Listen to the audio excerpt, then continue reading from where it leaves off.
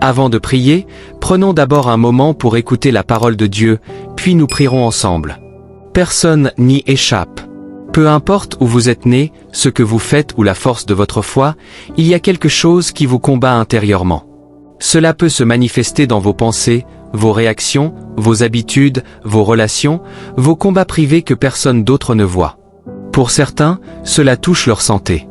Pour d'autres, leur famille, leurs finances ou leurs émotions.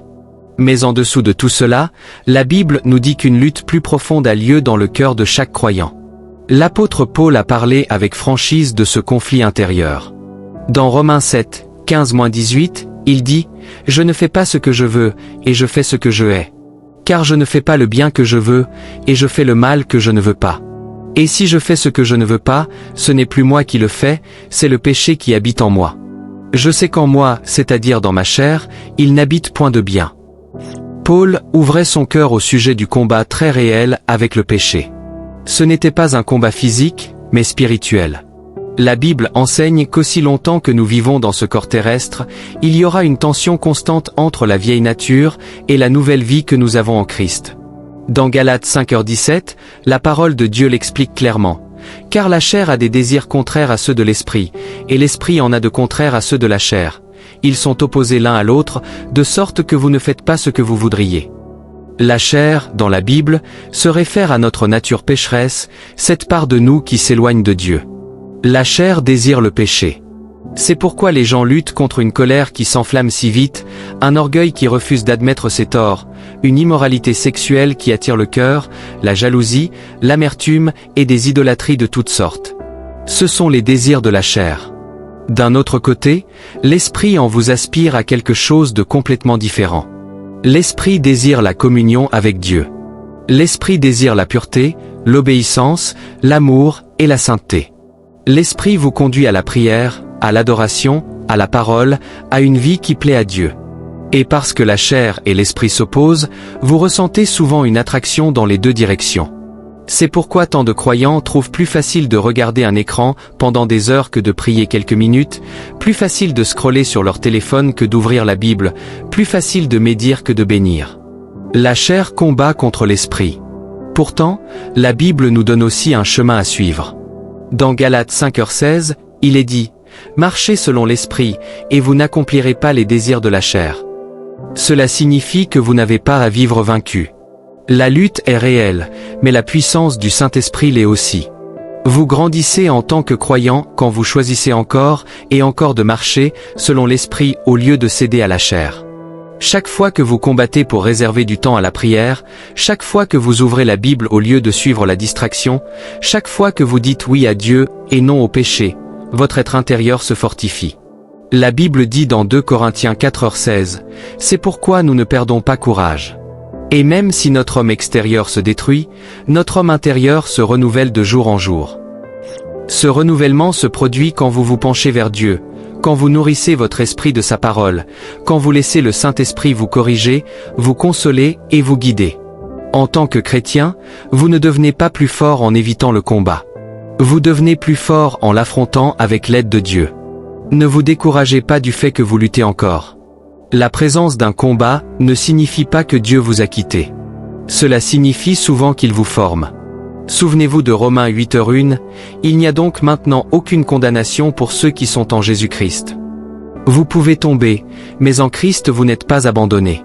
Vous pouvez trébucher, mais vous n'êtes pas condamné. Dieu vous appelle à vous relever, à revenir à lui et à continuer à marcher selon l'Esprit.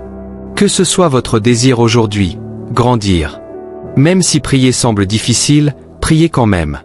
Même si votre esprit s'égare quand vous lisez la Bible, revenez à la parole quand même. Même si votre chair résiste, demandez au Saint-Esprit de vous aider. Dieu ne cherche pas une performance parfaite, il cherche un cœur disposé. Et tandis que vous combattez le bon combat de la foi, souvenez-vous d'Éphésiens 6h10. Au reste, fortifiez-vous dans le Seigneur et par sa force toute puissante. Votre force ne vient pas de votre volonté propre. Elle vient de Dieu. Quand vous vous sentez faible, courez à lui. Quand vous vous sentez fatigué, approchez-vous de lui. Quand vous vous sentez déchiré entre la chair et l'esprit, choisissez à nouveau de dire « Seigneur, je veux marcher avec toi ». Peu à peu, jour après jour, il vous rendra plus fort intérieurement que tout ce que vous affrontez extérieurement. Maintenant, prenons un moment pour prier ensemble. Cher Seigneur Jésus, aide-moi à grandir en hardiesse et en courage. Aide-moi à grandir en connaissance et en discernement quand il s'agit des choses de Dieu. Ouvre mes yeux pour que je voie vraiment que je ne peux jamais compter sur ma propre volonté, car par moi-même je vais échouer. Je ne peux pas compter sur ma propre motivation ou mes émotions, car elles fluctuent. Mais quand je me tiens sur ta parole, Seigneur Jésus, je me tiens sur du solide. Ta parole ne fait jamais défaut. Ta vérité ne s'effondre jamais sous la pression. Ta parole me rappelle dans Jean 15h5, « Sans moi, vous ne pouvez rien faire ». Je confesse que c'est vrai pour ma vie. Je ne peux pas vivre une vie sainte. Je ne peux pas vaincre le péché. Je ne peux pas marcher dans la victoire sans toi. Aide-moi à le croire vraiment dans mon cœur. Enseigne-moi à m'appuyer sur toi, à dépendre de toi, à puiser ma force dans ta présence chaque jour. Père, je reçois ta parole qui dit dans Éphésiens 1, 19-21, et qu'elle est envers nous qui croyons l'infinie grandeur de sa puissance, se manifestant avec efficacité par la vertu de sa force. Il l'a déployé en Christ, en le ressuscitant des morts et en le faisant asseoir à sa droite dans les lieux célestes, au-dessus de toute domination, de toute autorité, de toute puissance, de toute dignité, et de tout nom qui se peut nommer, non seulement dans le siècle présent, mais encore dans le siècle à venir. Seigneur, aide-moi à comprendre que cette même puissance de résurrection agit en moi quand je crois. En toi, Seigneur, je suis capable de surmonter toute lutte. Quoi que ce soit qui m'oppresse, je te le donne. Quoi que ce soit qui essaie de m'aveugler, de me confondre ou de me tirer en arrière, je le dépose à tes pieds. Je te demande de briser toute chaîne qui me maintient dans des cycles de défaite. Je te demande de détruire tout mensonge qui me dit que je ne changerai jamais. En toi, il y a de la puissance pour un nouveau commencement.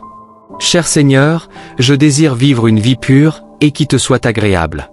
Je ne veux pas continuer à tourner en rond dans les mêmes péchés. Je ne veux pas confesser aujourd'hui et retourner demain dans les mêmes liens. Purifie-moi, Maître. Lave-moi de l'intérieur. Je prie que le sang de Jésus-Christ, ce sang précieux versé sur la croix au calvaire pour moi, me purifie de tout péché. Ta parole dit dans 1 Jean 1h9, « Si nous confessons nos péchés, il est fidèle et juste pour nous les pardonner et pour nous purifier de toute iniquité. » Alors je confesse mes péchés devant toi, et je demande non seulement le pardon, mais la purification. Ôte en moi le désir de ce qui ne te plaît pas. Crée en moi de nouveaux désirs. Donne-moi un cœur qui aime ce que tu aimes, et qui est ce qui détruit mon âme. Tu es un Dieu riche en amour, et grand en compassion. Tu ne m'écrases pas quand je suis faible, et tu ne te détournes pas quand je suis brisé. Père, entends mon cri aujourd'hui.